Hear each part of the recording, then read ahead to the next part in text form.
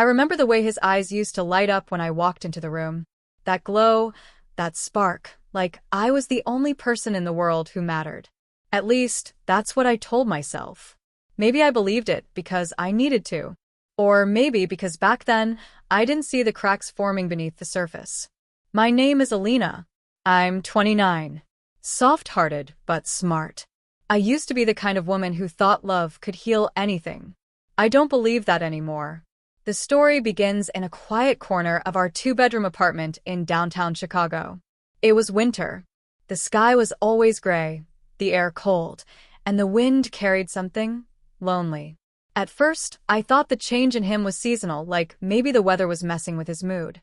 We all have those off days, right? But looking back, I can see it now. Those were the early tremors. Little warnings.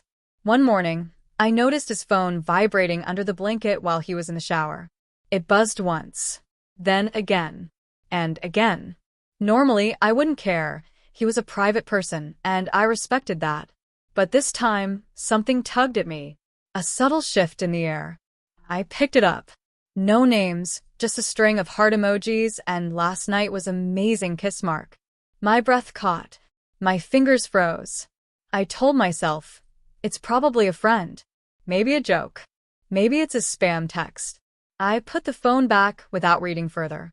When he walked out of the shower, he smiled, kissed me on the forehead, said, "You're quiet today. Everything okay?" I nodded and lied. Yeah. Just tired. He didn't notice the way I stared at the floor or how I gripped the edge of the table so tightly my knuckles turned white. From that day, I started seeing things differently. His laughter didn't feel the same. He used to laugh with his whole body, head back, eyes closed. Now it was a chuckle, brief, distant. Forced. His touch became mechanical. A hand on my back, lips brushing my cheek, but no warmth. Just routine. I tried not to spiral. I told myself, Alina, you're overthinking. He loves you. You've been together 3 years. He wouldn't just. But my heart wouldn't stop racing at night. Then one Thursday evening, I found a wine glass in the sink. A lipstick stain on the rim. It wasn't mine. I don't wear that shade. Never have. Your sister stopped by? I asked casually while drying my hands. He looked up from his laptop, blinking. What? The lipstick, the wine glass. He shrugged. Oh yeah. She dropped in for a bit. Wanted to talk about something. I nodded, slowly. What shade does your sister wear? He laughed too quickly. You're seriously asking about lipstick now? I smiled back, but it didn't reach my eyes. Something was wrong. Deeply wrong. That night, I lay awake beside him, listening to his breathing. I studied his body, the curve of his jaw, the way he fidgeted slightly in his sleep. Everything looked the same, but the energy, it was different. It felt like sharing a bed with a stranger. The next day, I found myself standing in front of our hallway mirror, staring at my reflection like I was trying to remember who I was. Had I become someone boring? Predictable? Was that why he seemed so distant? I shook the thought out of my head. You're being paranoid, I whispered to myself. But then came the perfume. A scent. Light, floral. Not mine. I wear sandalwood and jasmine. This was vanilla and roses. It clung to his shirt when he got home late. Where were you? I asked, trying to sound casual. He didn't miss a beat. Work ran late. Then I stopped by Sam's. Had a few drinks. Drinks with Sam? I smiled. He nodded, eyes on his phone. Yeah. You know how he gets when he starts ranting about the Bulls. I nodded too, but my stomach sank, because I knew Sam was in New York that week visiting his girlfriend. So why lie? Why pretend? Why did he look so calm, while I felt like I was falling through the floor? Still, I said nothing. I wasn't ready to confront what I already suspected. I kept replaying old memories, his arms around me after a bad day, the way he looked at me when we watched old movies, how he used to say, "You're the only thing that feels like home." I clung to those words like a life raft in a storm. Maybe if I held on tight enough, the truth would go away. But deep down, I knew something was slipping. Someone was waiting in the shadows. And I was pretending the storm wasn't coming. The days that followed felt like they were shrouded in fog, thick with unease. Each morning, I woke up next to him, yet it felt as though I was waking up beside a ghost. The man I had once known seemed to slip further away with every passing minute. And I couldn't understand why. He was still here physically, of course, but emotionally? That was a different story. The man who used to leave notes for me on the kitchen counter, telling me how much he loved me. Where had he gone? I began to notice the little things more clearly now. The way his phone vibrated every time he left the room, often late at night, when he thought I was asleep. The way he started looking at his watch whenever I'd ask about his day, like he was waiting for an escape. It wasn't just the little changes, though. It was his eyes. They lacked that warmth, that gleam that once made me feel like I was his everything. Now, they were distant, like he was watching someone else. One evening, as I stood in the kitchen making dinner, I heard him talking softly on the phone in the other room. Normally, I'd leave him to his privacy, but this time something in my gut told me I needed to listen. His words were soft, but they carried a tone I didn't recognize. There was a tenderness in his voice that wasn't for me. I couldn't make out everything he was saying, but I caught the tail end of the conversation. "I can't wait to see you again, baby," he whispered, a smile in his voice. My heart sank. I tried to tell myself it was nothing, that maybe he was talking to a friend, but the pit in my stomach only grew heavier. I knew, deep down, I had just overheard something that shattered whatever small piece of my heart was left. He had become someone else. Later that night, after I had cleaned up and gone to bed, I lay there wide awake, listening to him breathe. I could hear the soft rustle of his sheets, the slow, steady rhythm of his sleep. And yet, it felt like there was a chasm between us. A gaping, widening space that I could not cross. The silence grew unbearable. Every tiny sound seemed amplified, every movement exaggerated. I kept imagining him sneaking out of bed in the dead of night, slipping away to be with her. This other woman who was obviously taking up more space in his life than I had been. But how could I confront him? What if I was just being paranoid? What if this was all in my head? My own insecurities, maybe, creeping into the thoughts I didn't want to have. I had to hold on to some semblance of trust. He was still my partner. He had to be. The next morning, I woke up earlier than usual. He was already in the kitchen making coffee. His back was to me, but I could feel the distance between us in the quiet of the room. As I walked in, he didn't turn around immediately. His eyes were fixed on the coffee maker, as though he couldn't be bothered to look at me. "You're up early," he said without glancing back. I nodded, pretending to be normal. "Yeah, just couldn't sleep." He hummed in response, taking a sip of his coffee. I studied his face, looking for any sign of guilt, any flicker of remorse, but there was nothing. He was still the same, except he wasn't. The man I loved had slipped away without a sound, and I was left in the wake of his absence. Throughout the day, I found myself constantly distracted, my thoughts swirling like a tornado. I couldn't stop thinking about that conversation I overheard. Could he really be cheating on me? Could he have left me for someone else without even telling me? How could I have been so blind? I decided to do something I had never considered before. I would look through his things. I'd never been the type of person to invade his privacy, but my gut was telling me that I had to know the truth. Later that afternoon, while he was in the shower, I stood in front of his drawer. My fingers trembled as I slid it open. There were the usual items, wallet, keys, and old watch, but underneath them I noticed something strange, a folded piece of paper. It was hastily tucked away, almost as if he had tried to hide it. My heart raced as I unfolded it. It was a note, written in a woman's handwriting. "I miss you so much. Can't wait to be with you again. XOXO." The words on the page were clear. She missed him. She wanted him. I felt the blood drain from my face. How long had this been going on? Was this the woman he had left me for? I barely had time to process the note before I heard the sound of him walking out of the bathroom. I shoved the paper back into the drawer and quickly slammed it shut. He came into the room, a towel wrapped around his waist, his hair damp. "What are you doing?" he asked, his voice light, casual. Too casual. I quickly plastered on a smile. Nothing. Just thinking. He raised an eyebrow, clearly sensing something was off, but he didn't press further. All right. Dinner's almost ready. The way he said it like nothing was wrong made my skin crawl. He was acting like everything was fine, like I hadn't just uncovered a piece of his secret life. But deep down, I knew it wasn't over yet. I knew something bigger was coming. Something that would unravel everything. The tension was building. And I was standing at the edge, waiting to see just how far he would push me before I snapped. The air in the house had become thick with tension, and every time I caught a glimpse of him, my heart would beat a little faster, my stomach would twist. Every word he spoke, every casual gesture, seemed like part of a performance. He was acting, and I was the audience, helplessly watching as the man I thought I knew slipped further from my grasp. Days passed, each one blurring into the next, as I waited for the right moment to confront him. But inside, I felt like I was suffocating.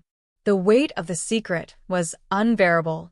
It gnawed at me from the inside out, and I couldn't shake the feeling that I was losing control of everything.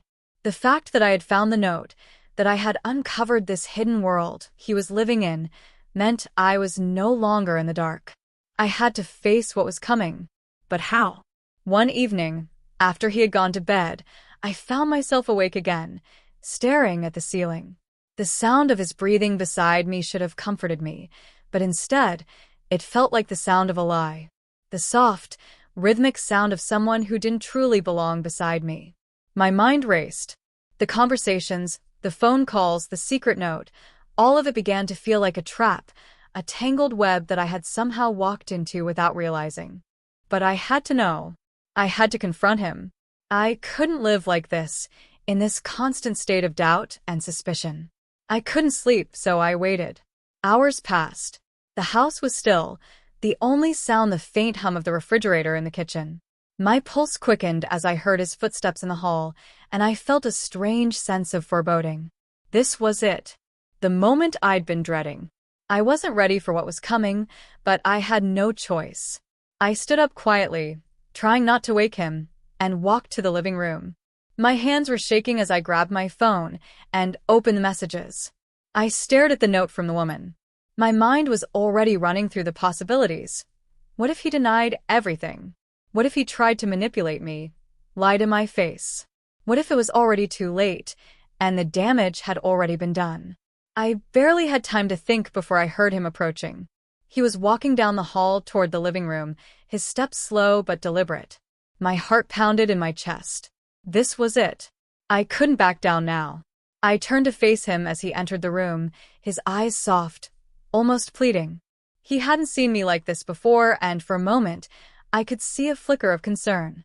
But it was too little too late. "Hey," he said, his voice low. "What's going on? You look different." I didn't answer immediately. My eyes searched his face, trying to find any hint of honesty, any trace of the man I once knew. But all I saw was someone I didn't recognize. He was a stranger now. "You've been acting strange for weeks," I said, my voice trembling with barely contained anger.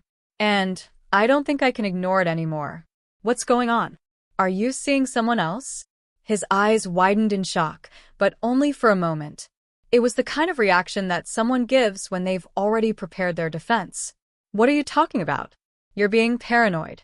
I could feel my heart beating in my throat, the anger bubbling up inside me. "Don't lie to me," I snapped, standing up. "I found the note. The one from her. The woman you've been seeing. You've been hiding it from me for weeks." His face went pale. For a brief moment, I saw panic flicker across his expression, but he quickly masked it with a practiced smile. "You really think I would do that to you?" he asked, his tone low, almost condescending. "You're overreacting. There's nothing to worry about." But I didn't believe him. Not for a second. The disbelief that had taken over my mind was replaced by something far darker, clarity. This was not the man I had loved. This was someone else entirely. And he wasn't going to get away with this. "You can't keep lying to me," I said, my voice shaking with a mix of rage and hurt. "I heard you on the phone. I saw the way you looked at her. I saw the way you've been pulling away from me. You're not even trying to hide it anymore. He opened his mouth to speak, but I held up my hand to silence him. Don't try to gaslight me. I know the truth. I know what you've been doing. His face twisted in frustration, and for the first time, I saw something raw in his eyes, a kind of desperate anger, as if he knew the walls were closing in. He took a step toward me, but I backed away, instinctively protecting myself. The look in his eyes was dangerous, almost manic. You don't understand, he said, his voice barely above a whisper. It's not what you think. I never meant to hurt you. Then why did you do it? I shot back. Why did you leave me for someone else? Was she really that much better than me?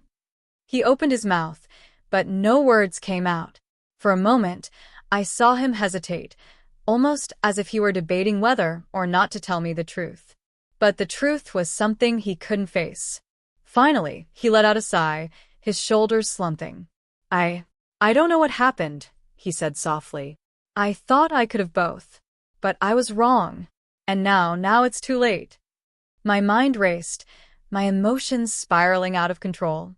What was he saying? He was admitting it, wasn't he? But why was he saying it like he was the victim in this story? I loved you, I whispered, barely able to speak through the lump in my throat. And you destroyed me. The silence between us stretched on, and I could feel my anger burning hotter. But underneath it was something darker, something even more terrifying. Despair. He had broken me in ways I couldn't explain. The man who had once been my partner, my lover, was now a ghost, a hollow version of the person I had trusted with my heart. Before he could speak again, I turned away, feeling the weight of the truth crash down on me. I couldn't stay here. Not anymore. This wasn't just a betrayal of love. It was a betrayal of everything we had built together. The revelation was devastating, but it was also the beginning of something far more dangerous. The pieces were falling into place, and there was no going back now.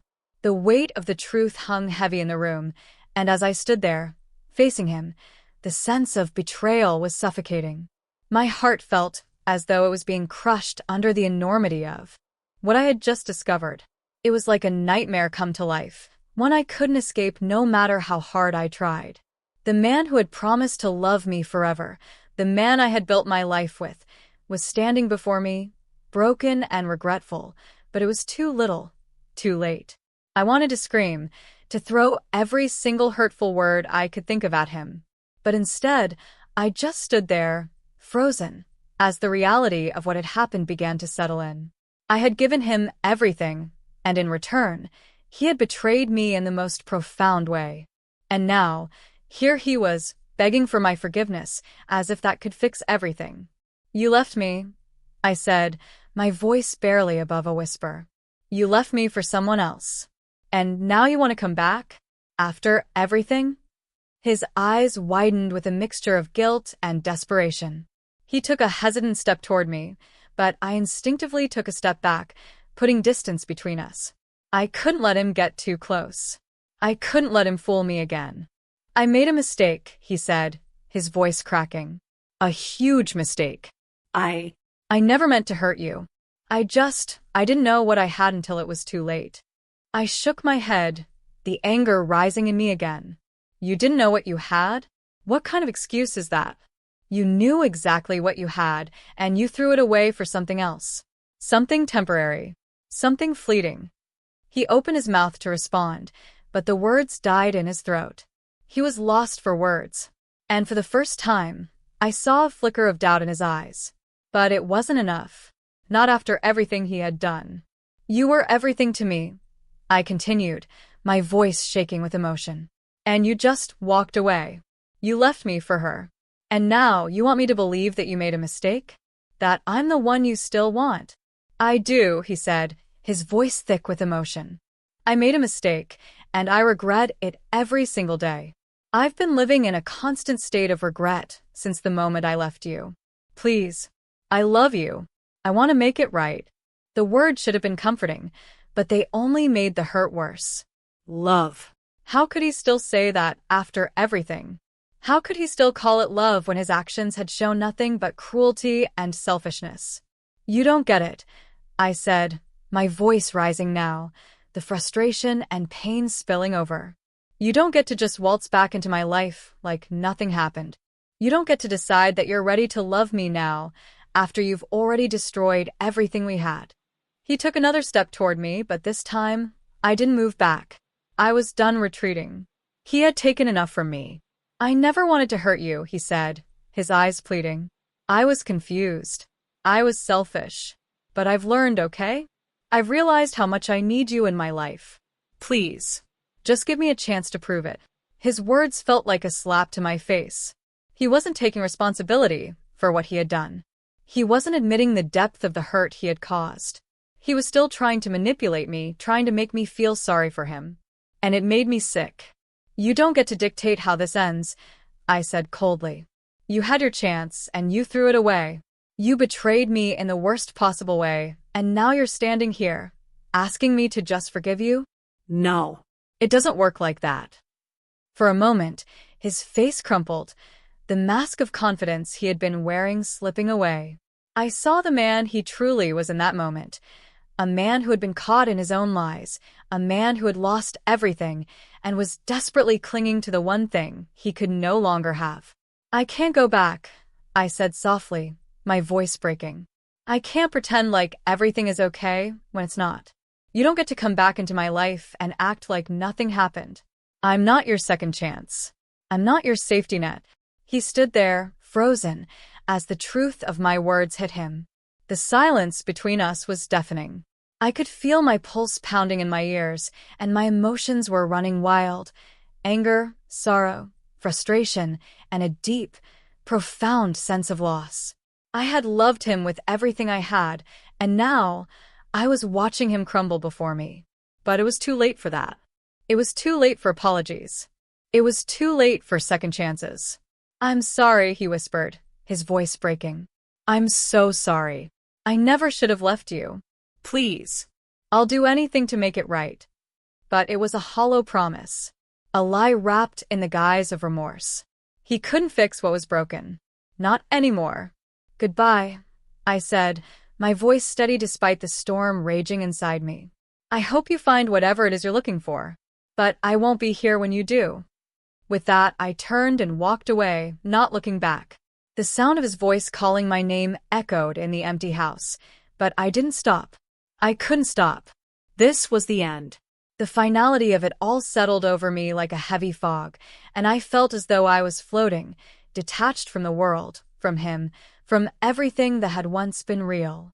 I had been his everything, and now I was nothing. But I was free. Finally free.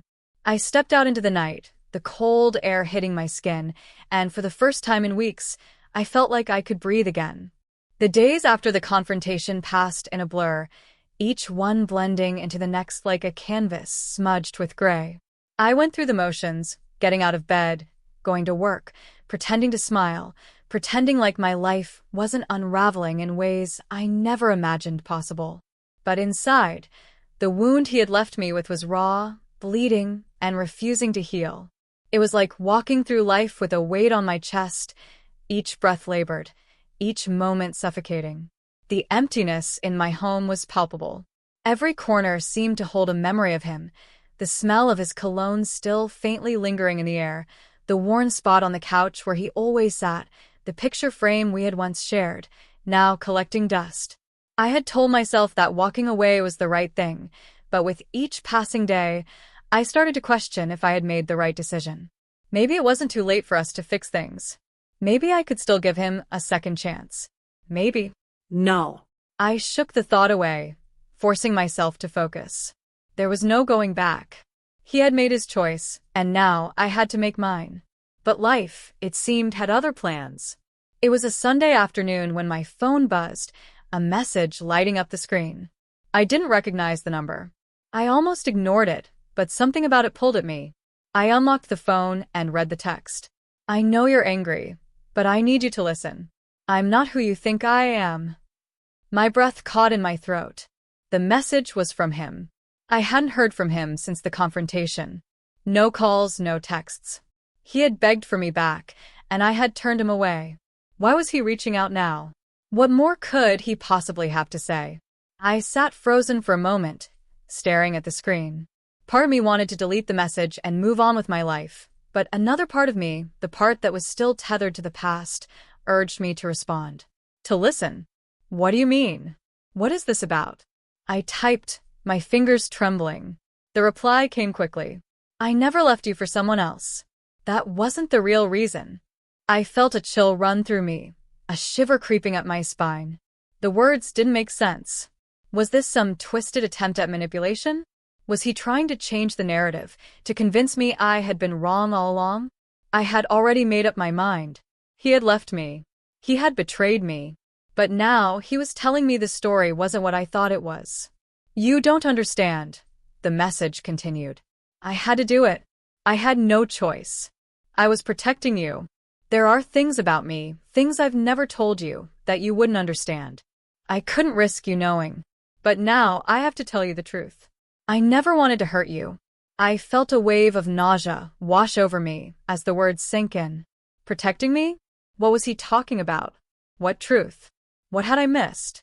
My mind raced, questions tumbling over one another. What could possibly be so important that he had to leave me for it? What was so dangerous that he hadn't trusted me enough to share it with me before? I stared at my phone for what felt like an eternity before I typed a response. If this is another one of your games, you won't get away with it. I don't want to hear any more lies.